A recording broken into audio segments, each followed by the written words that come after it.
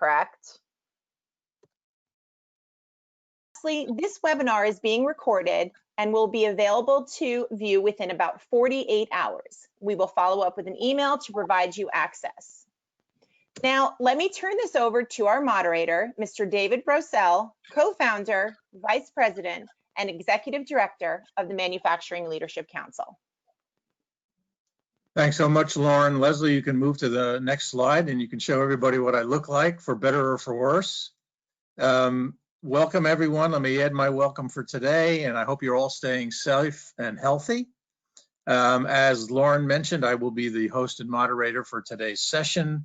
Before we start the presentations, let's bring up our first polling question, and we will give you a few seconds to take that and then show you the result. So Leslie, please put that on the screen.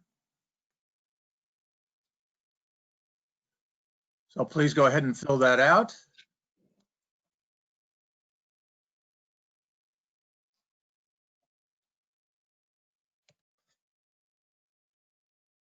And Leslie, when you are ready, if you can show the result, that would be great.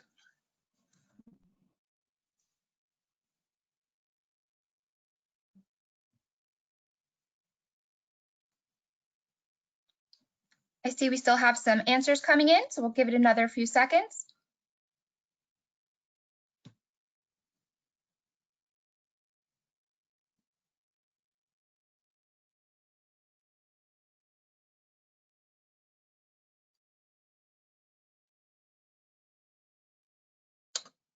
Okay, very interesting.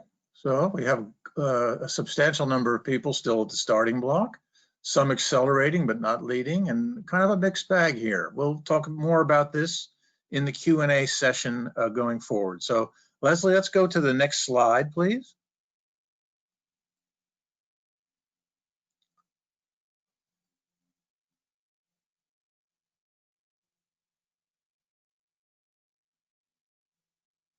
Great, thank you, Leslie. So this webinar is a precursor to the Manufacturing Leadership Council's Rethink Conference, which runs from October 27th through 29th.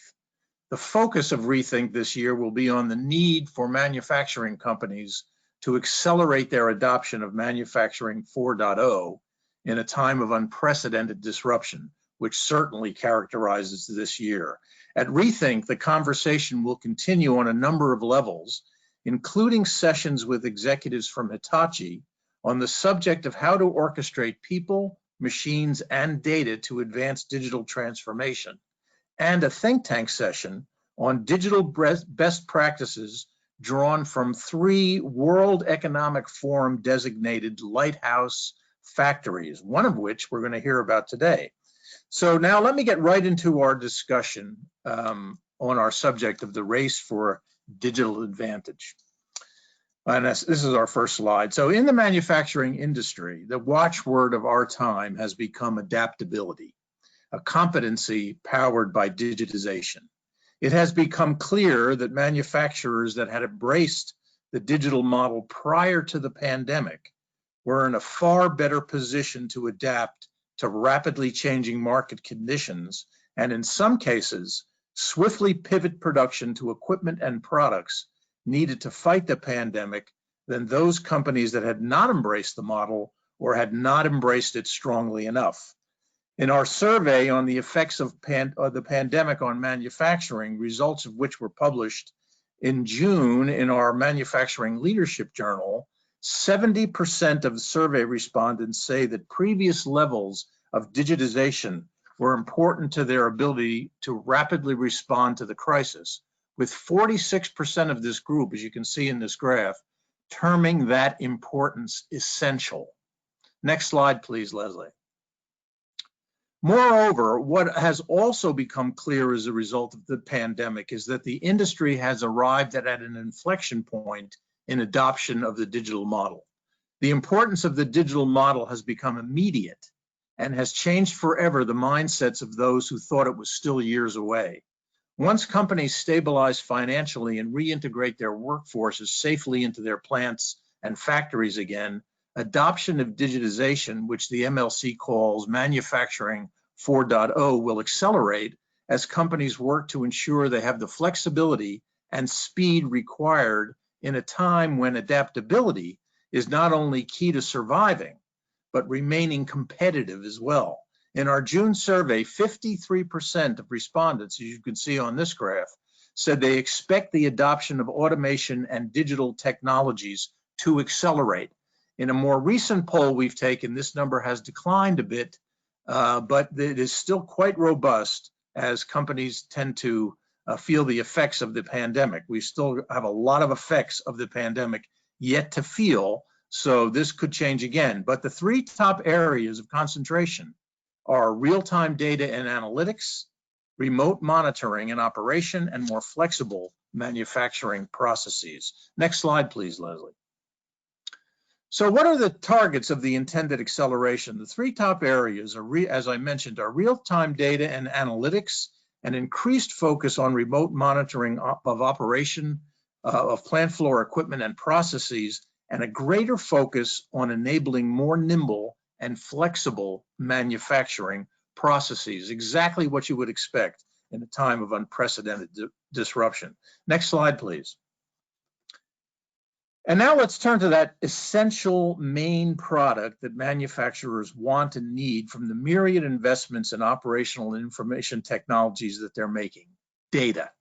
Not just raw data, but actionable information and insights from data that can uncover unmet needs, help make more timely and accurate business decisions, help run operations more efficiently and autonomously, anticipate and predict future conditions of equipment, and that can create the flexibility, agility, and speed that 21st century organizations need to be competitive.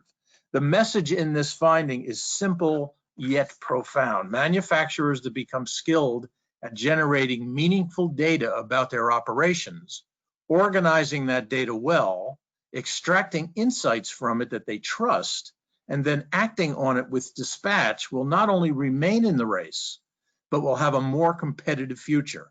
Data mastery is as an essential competitively as in the fourth industrial revolution as electricity was in the third industrial revolution. Next slide, please. So if you see the headline there, that number on your screen is not a typo or an error. Respondents to our new study on data mastery, published just recently in our journal, expect a mind-numbing explosion of data volumes in the next couple of years, and as more and more human and physical objects become connected in their business ecosystems and generate data from everything from product usage to customer experiences to equipment utilization and more. The challenge, of course, is, so to speak, refining the crude oil, organizing data, normalizing it, analyzing it, and then having decision-making processes that can take advantage of it. But in a sign that many companies are still climbing the maturity curve on understanding the value of their data, our study also shows that apart from a general impact on operational performance, many are still trying to develop value models around their data and information assets, as you can see on the bottom right-hand part of the screen there. Next slide, Leslie. What we are seeing here is an anticipated next phase with regard to data projects, where companies want to move from such exercises as monitoring, tracing, and relatively simple diagnostics to more sophisticated optimization and predictive uses of data, and then scaling these projects in their companies. They are doing so, however, as data governance models also evolve and mature. Our study shows there is currently a diffusion of responsibility for data governance, which all organizations will have to deal with.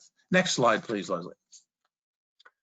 Apart from the governance issue, how do manufacturers rate their ability to take advantage of their data assets? Only 18% of the respondents, as you can see in this graph, indicated that they are very capable of analyzing their manufacturing data. Nearly half, 47%, are still in the process of learning how to do so. Perhaps this is not unexpected, especially considering that only half have a process in place to verify the accuracy and quality of their data. But the key takeaway here from this slide is that learning really needs to accelerate given the expected explosion of data volumes. Next slide, please, Leslie. The finding here could either be called separating the wheat from the chaff or finding the needle in the haystack. Pick your favorite cliche. The issue, as this data point underscores, clearly has to do with volume and acumen, but it also may suggest a lack of clear business goal definition and alignment. The finding in this slide makes me very optimistic about manufacturers' future ability to leverage data from operations and achieve the improvements and higher level of competitiveness they want and they need. That's because although there are a bevy of challenges to data mastery evidenced in the survey, most of them are technical issues, not game-stopping cultural issues like trust. The key takeaway here from this slide is that manufacturing leadership has an affinity for data-driven decision-making. Once the technical hurdles are cleared, there's really no limit to what might be achieved. Next slide, please, Leslie. So the race for digital advantage, spurred by the pandemic, begins to accelerate. Where do companies think they are competitively right now in their journey to manufacturing 4.0? This data point suggests that the competitive field right now is quite mixed. Right now, 40% feel they are ahead of competitors to one degree or another, but only 12% feel they are substantially ahead. Those substantially ahead may be carving out sustainable competitive advantage for themselves. 34% estimate they are even with competitors, and 18% say they are behind. With that, before I bring up our next speaker, let's bring up our second polling question. Leslie, please.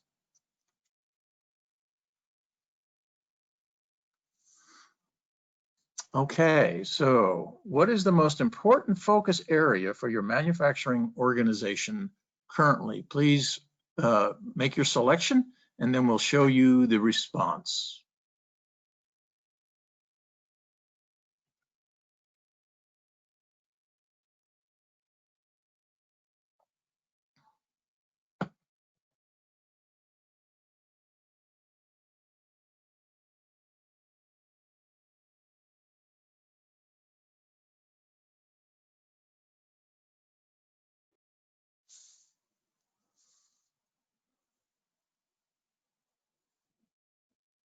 All right, we'll give our participants a few more seconds to get their responses in. They are still coming in. All right, let's close it up. Okay, interesting result here. Steady focus on outcomes is doing very well. It's good. It means people were dealing with the pandemic, but also keeping their eye on the ball, so to speak, with regard to their future performance and competitiveness.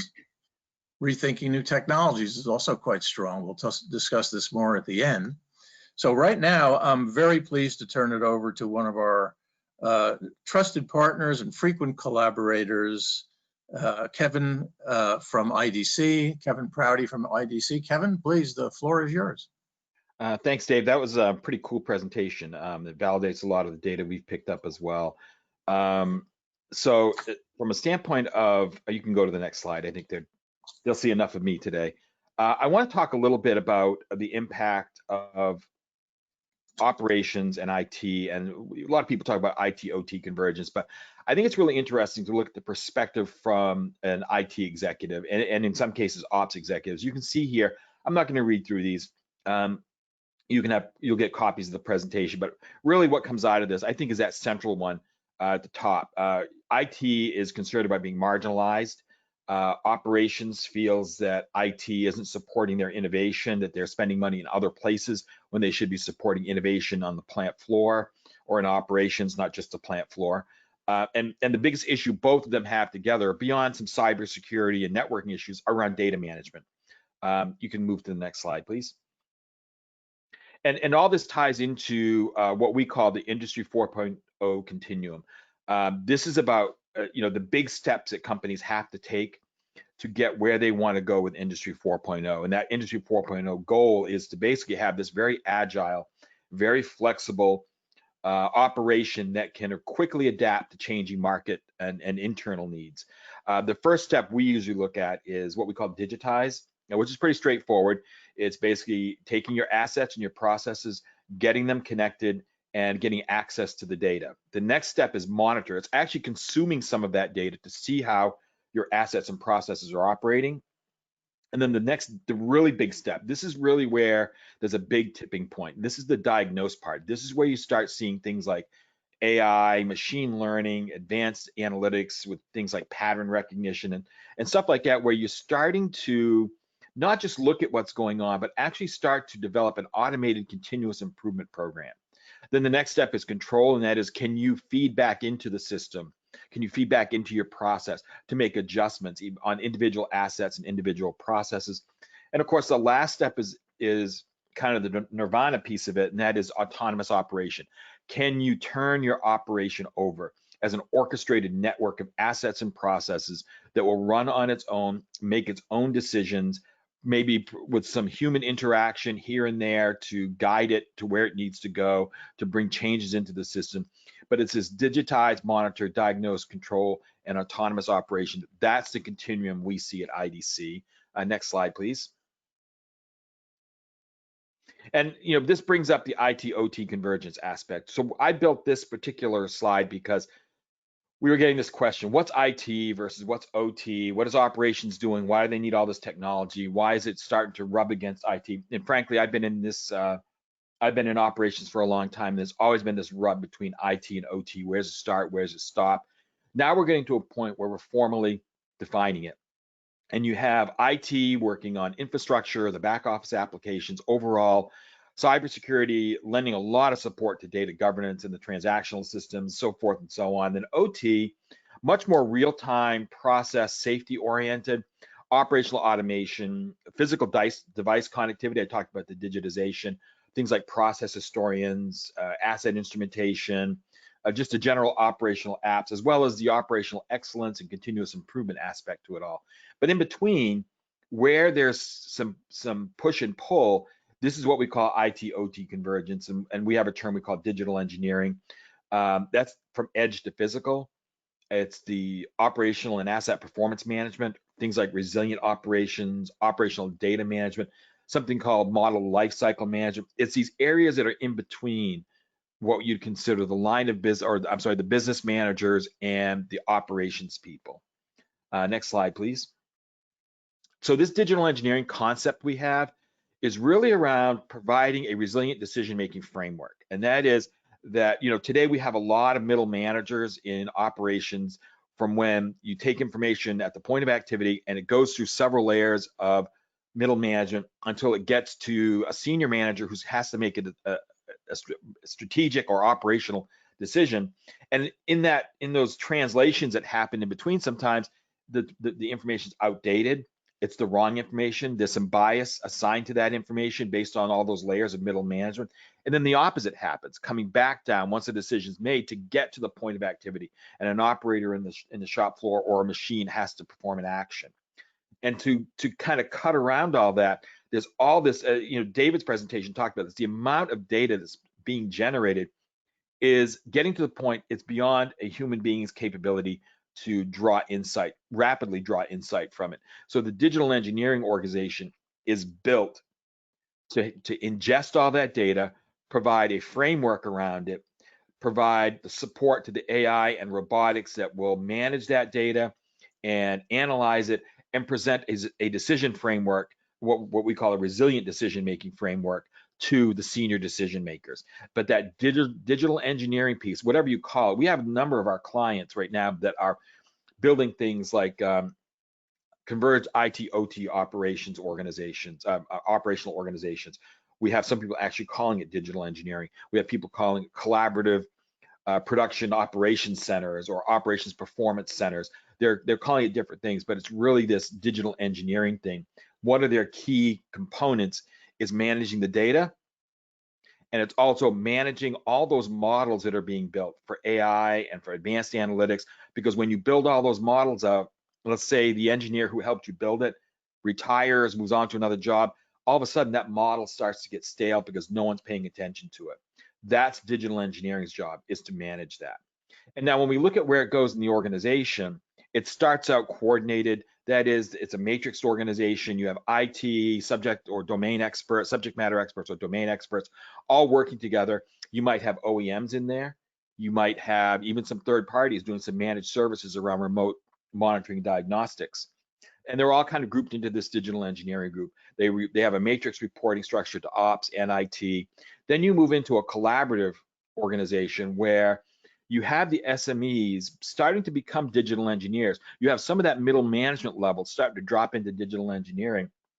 You still have IT support, but that IT support now reports into digital engineering, which reports up into operations. And then when you finally get truly converged, you have a full digital engineering organization staffed with digital engineers. There's still OEMs in there. There's still third-party service providers being managed in there. They have a dotted line to IT because they still need to support things like data governance, network management from IT's perspective, and cybersecurity. That's one of the key concepts here, is when you start to converge all this stuff, you end up with one solid cybersecurity strategy and plan. But the short of it is, there is a maturity that happens as you start work, as these IT and subject matter experts work together in a loose kind of organization, maybe not even a full-blown standalone organization yet. Then it moves into a full digital engineering organization that has dual reporting, and then it moves into where it's really just an operations group that has this digital capability. Next slide, please. So just to kind of go over this a little bit, and this is a key concept for us in the future of operations. I'm going to come back to a comment that David made about, in part of the MLC study, the amount of data that is being generated and will be generated is just, it's almost unbelievable how much data is going to be generated. We have a nice study in a report we did, very similar to David's, where it talks about the amount of data is in the next 5 years, starting in 2019 to 2025, is going to increase by a factor of 3 in some industries and by a factor of 10 in some industries like semiconductor. So you need these digital engineering organizations. But the other key concept here is this rapid resilient decision making is going to allow companies, especially manufacturing companies, to better align with their markets. As markets are being driven, they're shifting, it's volatile as we come into the recovery out of the pandemic, you have to be able to move very quickly, and you have to be able to analyze all this data you're collecting very quickly. So part of this whole resilient decision-making framework is about making your operation more tightly aligned with your market. That digital engineering organization is the bridge in that digital gap in operations, and it will be a big part in fixing, or at least addressing, this data dilemma. Next slide, please. And I think that's it. Thank you very much, Kevin. Thank you very much, Kevin. Much food for thought there. We're going to come back to it, I'm sure, during the Q&A session. So before we go to our next speaker, who is Sath Rao from Hitachi Vantara, let's take a look at our third and final polling question, Leslie.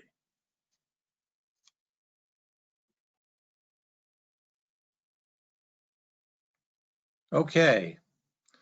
The next question is, what is most critical for your organization in order to be better prepared for the future of operations? Please take a few seconds and give us your choice, and then we'll show the result.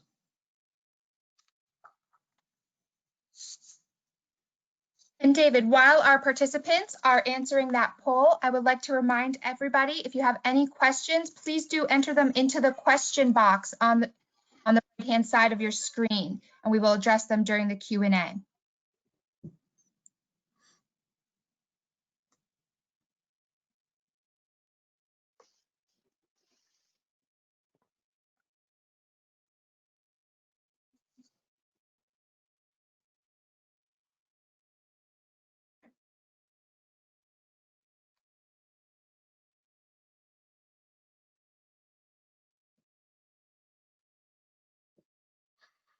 Very interesting.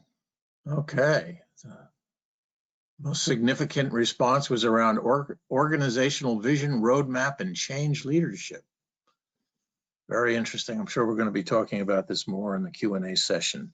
So now I would like to introduce Sath Rao from Hitachi Vantara, who will give us his viewpoint on the race for digital advantage. Sath?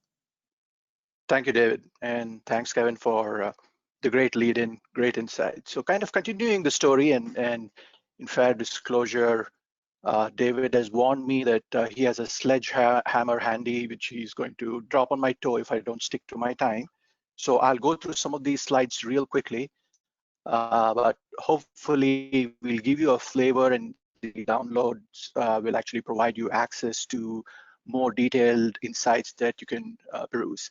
The topic of today's session was around the race for digital advantage. And really, when you look at 2020, there's been reference made about the great manufacturing reset. And then let's try to understand what this is all about. But to get started with, Hitachi has about 110 years of OT experience, and Hitachi Vantara has about 60 years of IT experience. So together, the organizations are able to, develop and provide insights to our customers, both on the IT OT side of the business. And I think that that's a pretty, very unique, claim to fame. What you also see on the left-hand side are several, detailed statistics about Hitachi being a global powerhouse in manufacturing. A lot of manufacturing sites and facilities around the globe. And early this year, Hitachi's Omika Works actually received the Lighthouse designation from the World Economic Forum. I have presented to the MLC on earlier occasions about our journey, and really this was a journey in the making, almost 5 years long. So if you really look, you don't end up looking at getting a Lighthouse status as a culmination of a race, but a continuing of a journey. But this journey started almost 5 years ago. And as you see from some of the areas that we focused on, clearly there were a lot of areas that we focused incrementally, step by step, till we felt we were really ready to take on the challenge of getting a third-party audit and reviewing all our achievements, etc. But there are lots of these benefits. This factory is typically a low volume, high mix, discrete manufacturing focused on controls and automation.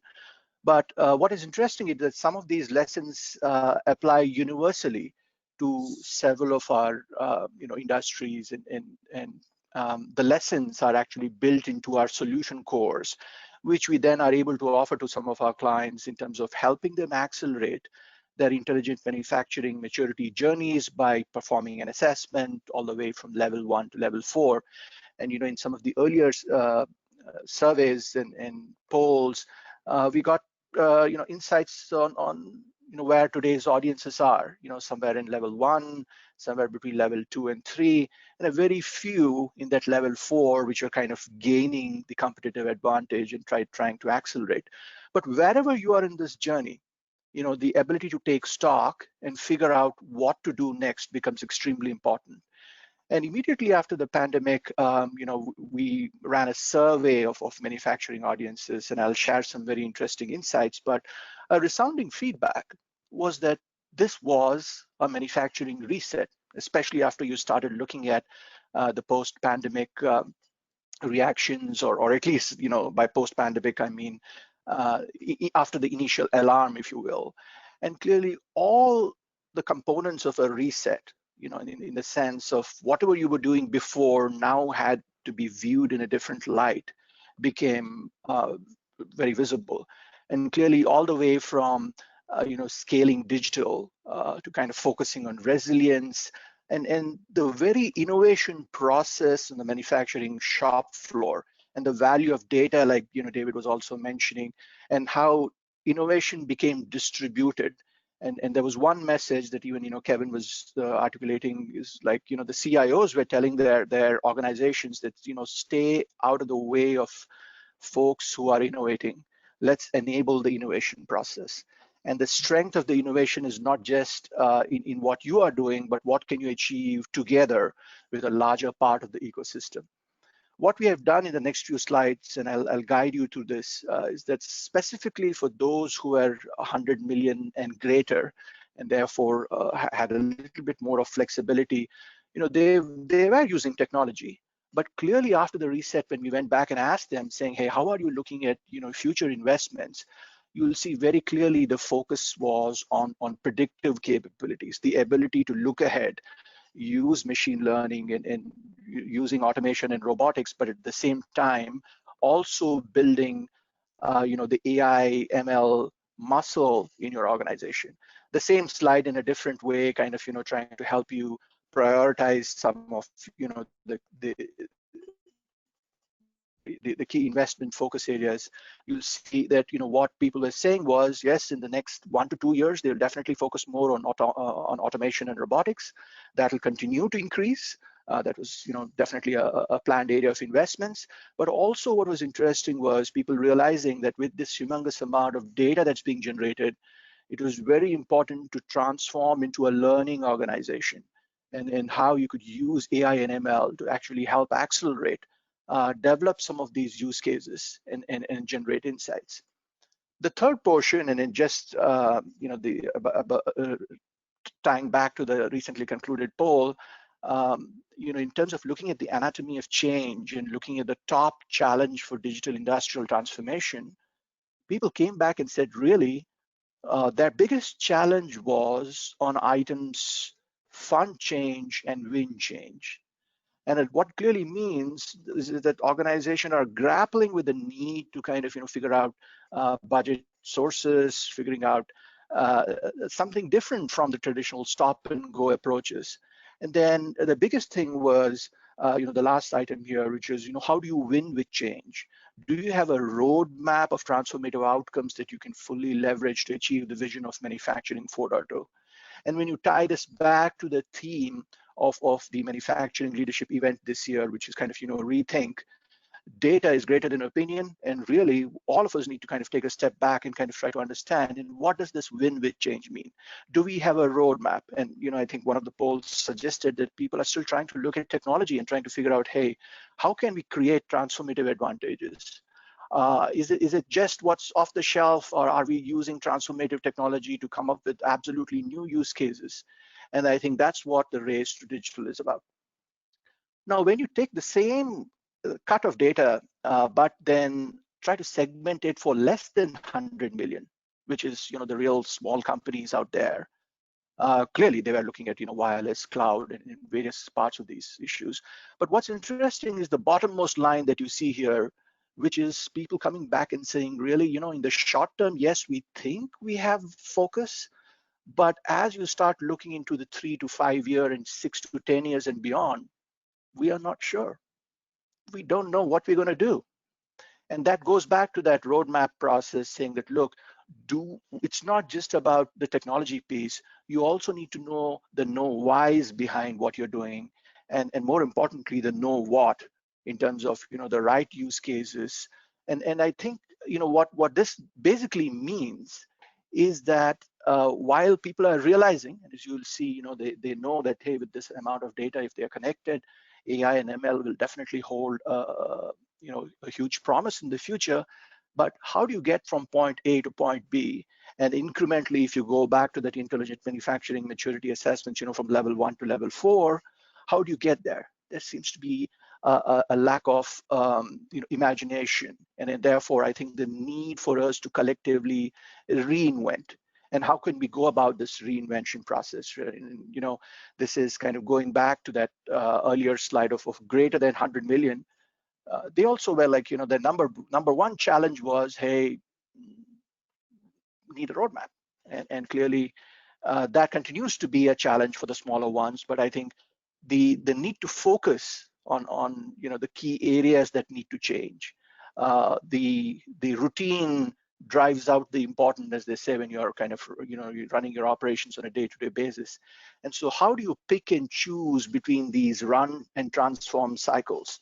Run for the short haul and then transform for the long haul.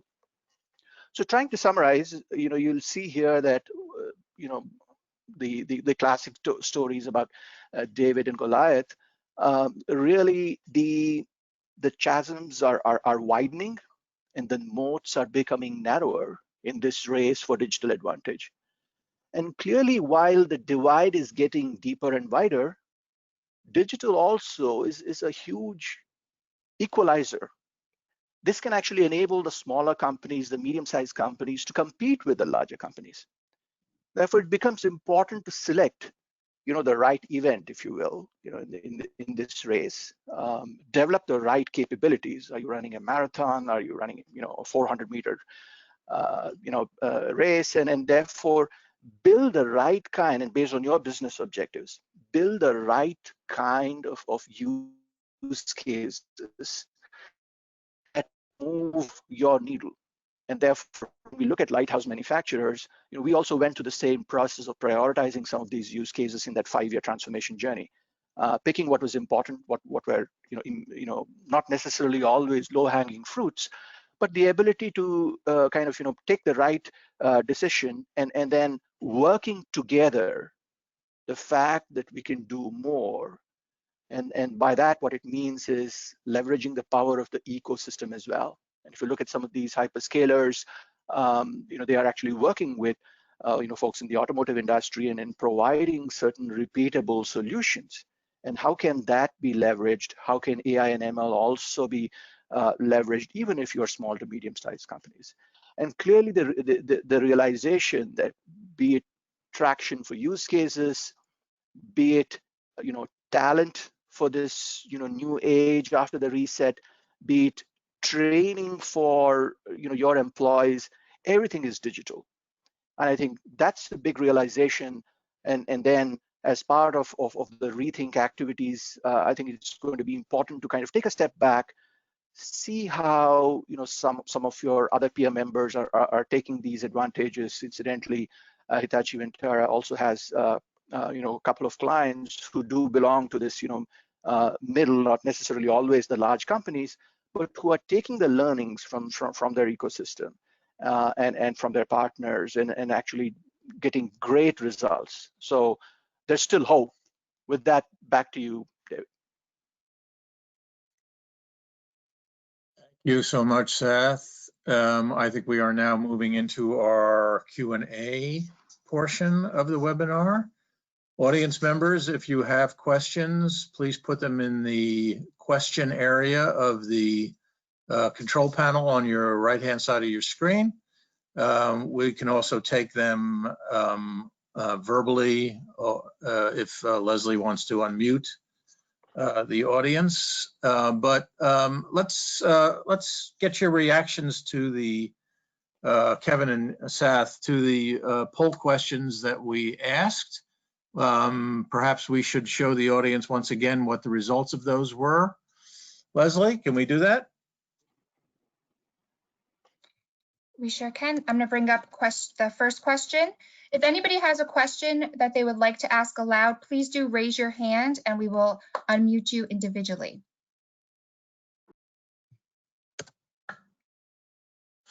Okay, this was our first poll question, and the question was, from your company's perspective, where is your company currently positioned in the race for digital advantage? We see the results. A good portion saying they're accelerating but not leading. Smaller portion saying they're ahead of others and gaining momentum. Seth and Kevin, what's your reaction to the result? Did this pretty much fall into what you thought, or is it a bit of a surprise that it actually don't feel more competitive? I'm sorry, it actually aligns with some of the, this is Kevin, aligns with some of the stuff we see as well. And I think part of the reason it looks like it's just a mess of people in all different maturity levels is there's also a lot of silos involved. So you might be in a silo that is doing well, but the rest of your company is not, or vice versa. So I think a lot of it has to do with how the communication is working in your company. We see a lot of really good things happening in most companies, but again, it's a matter of, is it company-wide? Is it focused on one function? Maybe focused on one location? So I think that also breaks down a lot of this. Yeah, there's a considerable response here, so it's still on the starting block. could this reflect the fact that there are a number of companies out there that have involved in or still involved in doing pilot projects around digital, but haven't figured out how to scale them? Sath, what's your view on that? Yes, David. So, I think I agree with Kevin as well, but I think, going back to that one of the earlier slides I used, which was, the great reset moment. And quite often the reset moment is not necessarily only a realization that, oh boy, something happened and we need to now, do something different. It doesn't mean throwing out all the learnings from the past, but clearly it does, it's easy to say, yeah, you can figure out ways to fund your digital industrial transformation journey. But quite often funding is a challenge, and we saw that, especially for the small companies, they're really, and even for the medium to large, especially when you're seeing your demand kind of, fluctuate. But go back to a recent webinar that we did, and we had two of our customers. One was from, an industry which actually saw an uptick in production because of the pandemic. But the other one was in the oil and gas industry, and what was interesting was their industry saw huge decimation. But the CTO who was with us basically talked about how their digital revenues doubled in half a year, and how they were basically providing services to their customers to actually look at uptime, production, working with humans, machines, and data. And then really, they were still hiring where other divisions were actually getting decimated. So I think irrespective of where you are, I think it's important to get off the starting block, look at new ideas. But yes, it's not uncommon for people to be caught up in this "what do we do" mode. Yeah, well, thank you for that. We did have a question come in over the Q&A function. So let me stop for a moment on revisiting the poll questions and take this question directly. And this comes based on something you had mentioned and talked about quite a lot, Kevin. And the question is, when migrating to a digital engineering organization, which persons are more likely to become digital engineers, manufacturing or IT staff? Well, I think what we've seen, so I'm going to give you two answers to that. One is what I think should happen, and one is what I think is typically happening. What's typically happening is they're putting an IT person. In fact, there's one company I work with, a large chemical company, has taken one of their senior IT leaders and put them in charge of, not only in charge of the digital engineering organization, but they report into operations. And sometimes it's a dependency on around what the main goal is. They have a very heavy short-term goal of implementing a very large enterprise-wide data historian, but there's also a cybersecurity issue as well. So that brings IT in. What I've typically seen, though, and I think is probably a more common approach, and in some ways a better approach, is take a senior operations person and who has a little bit of a technical background, and they go and they start pulling in IT. But you got to be careful, because that person has to have the right mandate. That person's mandate should not be just to make operations and just create a manufacturing IT organization. It has to be a digital organization. And I actually feel that some of those, the technical staff on the operations side, have more true digital skills than IT does. But I'm not completely discounting IT. IT has some really good people there as well, and you're going to need them for networking, cybersecurity, a lot of the data governance issues. So in the end, I think you need to start building it around operations digital technology, but you have to have the IT people in there as well. Okay, thank you very much. I see a number of questions have also come into the functional area on the site, but I'm having a little trouble seeing them, Leslie. Could you take the next question and state what it is? Sure, David, let me pull them up. This one is for Sath. With predictive analytics as a large percent over 3 to 5 years, why would cloud not be more prioritized, assuming that you need cloud for data analytics? A good question. Again, I think if you go back and whoever asked the question when you access the downloaded documents, and we can speak to you again offline, but the first column was, what are you currently using? And they did say yes, they are using cloud, and they plan on continuing and perhaps accelerating use of cloud. And then based on where you are, based on preferences, I know not everyone is moving to the cloud. There are very strong reasons, especially after this great reset, but people want to kind of start learning and doing it on-prem, and then increasingly kind of moving to the cloud as well. So it doesn't mean that they have said they don't want to go to the cloud. They do, but at the same time, based on their position in their intelligent manufacturing journey, they could be somewhere between level 2 and level 3. And quite often, when we share that slide with our customers, they come back and say, we have 3 functions, and for one of these, we are at level 2.1. The other 2, we are at level 2.4 and 2.5, right? And it's their way of saying that, look, not all use cases can be clubbed and put in a common box because you're working with OEMs, etc.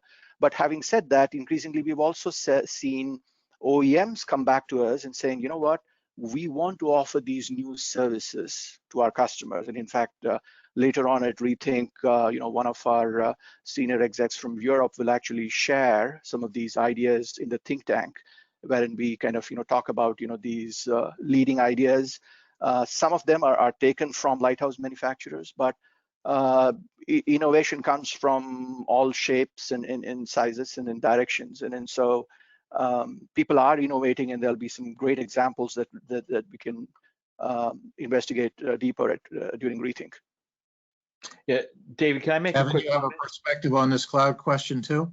Yeah, so I have two famous quotes in the DX world, and one of them is, you can't have a cloud strategy without an edge strategy. So, and what I mean by that is you have to have figured out the data piece on the back end of, I should say the front end of it. And that's where I think what Seth's talking about, when you start getting the analytics piece, there's already a lot of analytics going on in operations. You see it in process optimization, you see it in quality management. So one of the key things is, and this leads to my second famous saying, and that is, every engineer is a data silo of one. And all those engineers have all that data, and they're probably doing local analysis, maybe even single analysis on it. So the key aspect there is to get off, this is where I talk about data governance all the time. That is, this digital engineering organization needs to get a handle and put a box around a lot of that data to make sure everyone has access to it. And one of the best ways to do that is get it up into the cloud. But just getting it into the cloud is only a starting point, because then you still need to manage how it's used and how it's all tied together. That's what all I had to say. Okay, thank you very much. Leslie, next question.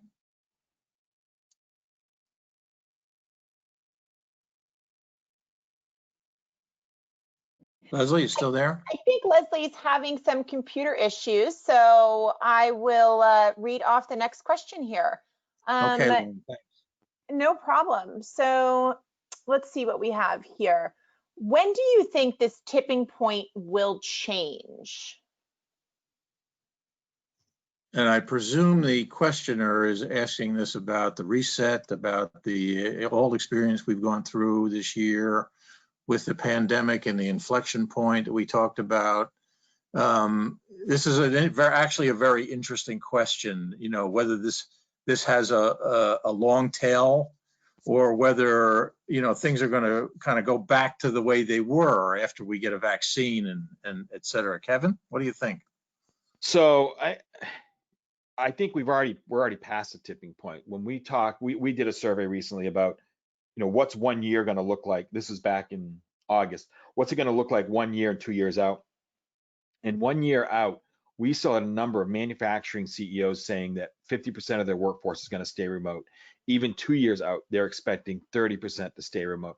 So I think we're already past that point, because and the next step beyond working remote is a little bit more of this autonomous operation. And again, we're already starting to see that accelerate. We're starting to see, I work with another large manufacturing company. I work with their head of engineering, and he stated that his engineers are on rotating shifts, and probably will be for the next 2 years, 2 days on site, 3 days off. And they're on call as well. but he expects that to remain like that. In fact, he expects at some point that some of the stuff they're doing will be automated, and so that they won't even need those engineers on site or off site anymore, and they'll be transitioned to other positions. And that's this whole compression of middle management in engineering and in operations. So I think we're past that tipping point, and we're never going to go back, or at least probably in my career, we'll probably never go back to the way it was, using air quotes. Yeah, a permanent fork in the road. Sath, any perspective on that, or should we move to our next question? No, I think I agree broadly with Kevin, and you know, when you look at a reset, it's basically changing, you know, certain fundamental paradigms. And you know, we've revisited this so many times, David, at several of these MLC summits, right?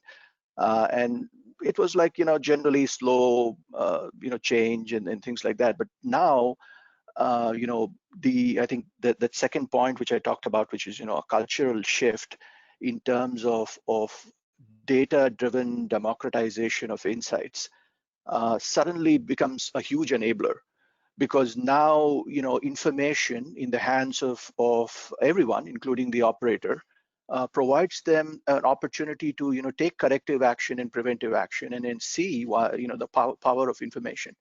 And I think that in itself will accelerate, you know, and then I think there are in several of these articles that we have published in the journal, there are stories about, you know, people coming back and saying, oh yeah, you know, we saw in two months what would have taken 2 years, you know, not just in manufacturing, even in healthcare. You know, look at how, you know, Teladoc and some of these other companies have basically changed paradigms. Yeah, so this reset, this inflection point we've been talking about, this permanent fork in the road that Kevin has been just talked about, do you both feel that this will be uniformly experienced across the manufacturing industry by large, medium, and small manufacturers as a group? Or Kevin, you've talked about this potential for a digital divide. How do the small manufacturers, how are they going to fare here? Could you address that question? Sure. I think the small manufacturers, there's in some ways have an advantage, in some ways a disadvantage. The advantage is a lot of them don't have the legacy infrastructure they have to deal with, and they don't have the technical debt. So they're almost starting from a clean slate. So all the cloud-based applications, cloud connectivity, remote collaboration isn't as big of a cultural hurdle as it is in some of the larger organizations. Of course, I think their biggest disadvantage is in some ways they don't have the internal digital expertise and capabilities. That can be worked around through third parties, and I think different organizations that are coming together to help them. So I think in the end, they probably have a slight advantage over larger organizations. The big advantage of larger organizations, they already have some of this infrastructure in place, so they can work with it, but they're going to have to replace some of it. And I also think there's a massive change management project that has to go on around middle management and how middle management manages data, how they manage decision making, and how resilient the middle management organization really is. So I think in that aspect, larger companies probably have some disadvantages. Yeah, it's a mixed bag, yeah, for sure. Lauren, do we have any further questions in our question? We certainly do. We have time for, I'd say, one more, and then there's some that we'll be able to follow up with post-event. So let's go with the question: in many manufacturing companies, scaling fast from pilots to multiple deployments seems to be a big challenge. Any thoughts or recommendations? Yeah, Kevin, you want to take that one first? Yeah, it's one of my favorite topics because we call it death by pilots or proof of concepts. I always tell our clients when they're piloting something, especially around analytics, operational data, or digital engineering, pilot it as if it's going to become enterprise-wide. And what I mean by that is look at the data. How is the data going to be governed? How is it going to be accessed? Who has the responsibility for managing that data?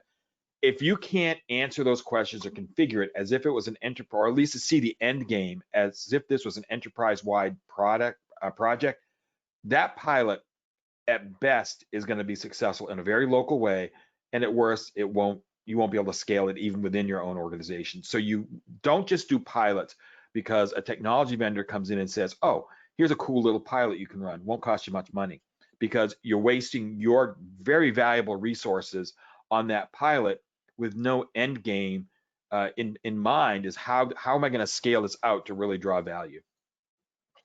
Okay, Seth, any perspective on this too? The pilot purgatory question that we've dealt with for quite a while. Yes, and you know, I'll try to share. I think we have some couple of backup slides, but I'll try to keep my response real short. And I think the story was, you know, what are some of the lessons from, you know, the World Economic Forum lighthouse factories, right? And if you, Leslie, if maybe you can forward to, for whatever reasons, the cursor doesn't seem to work on my end, but you know, the story is that, you know, as you start looking at some of these lighthouse factories, they have improvements in KPI all across the range, right? You know, from the short to the you know, 400, 700% improvements, etc. And basically, in that, what we are able to see is that it's very important to measure what matters. And therefore, whatever is the storyline for, you know, your large or small manufacturing organizations, you need to kind of, you know, focus on the pain points which will eventually be needle movers for your business, and therefore prioritizing that pain and instituting a culture, if you will, wherein you are democratizing the cure, right? Making it available across the organizations for people to kind of, you know, drive change. That becomes a big takeaway. The second one is like Kevin was mentioning, hey, you need to prioritize, right? You know, in your run and transform cycles.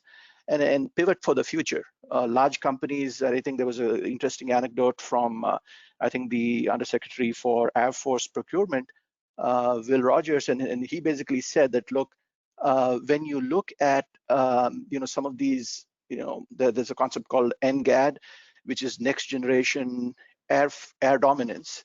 And they are coming up with these, you know, budgetary ideas on how much defense is being spent on aerospace and old equipment, right? 70% of funds are being spent on maintaining old equipment, and therefore you're just not nimble enough, to the point that Kevin was making about digital engineering and how you're able to move forward. And therefore, these small organizations can actually move very quickly, right? And I think in the next slide, Leslie, you'll actually see that in this need for pivoting for the future, some of the smaller companies have actually done remarkable, produced next generation aircrafts in less time than what the large predecessors actually have. And therefore, focusing on operations and the concept around digital engineering becomes extremely important. And therefore, when you pivot for the future, some of these small organizations need to build stamina, right? And the AI muscle, if you will. And in the next slide, I think the short story is that develop your own success roadmap. What will move the needle for your organization? What do you need to do differently? And plan for the domino. And then by that, what I mean is several of these cascading use cases which create that lasting impact. And basically, and how do you do that? You do that by, you know, grassrooting the change, which is, you know, provide that data insights to everyone in the organization, beyond your organization, into your extended supply chain as well. And suddenly, you know, the power of working together becomes phenomenal. All right, thank you very much for that. We are at the top of the hour. I want to respect everybody's time. We did start 2 minutes after, so we're kind of on time here. Hitachi has provided additional resources, as you can see on the screen. I think we're going to see this right now. The link to access these are in the chat box if you'd like to take advantage of them. And we will be sending the link in a follow-up email. Finally, as I mentioned at the outset of this, our Rethink conference is in 2 weeks' time. A lot of the content is going to focus on this digital transformation issue that we're all grappling with. So please, if you haven't registered for Rethink, do so. We'd love to see you there. And we will continue the conversation October 27th through 29th. I'm David Brosell. I want to thank Kevin Prouty of IDC and Sath Rao of Hitachi Vantara for participating today. Thank you all for coming, and we look forward to seeing you on future MLC webinars. Have a great rest of your day. Thanks, David. Seth, thank you. Thanks, everyone.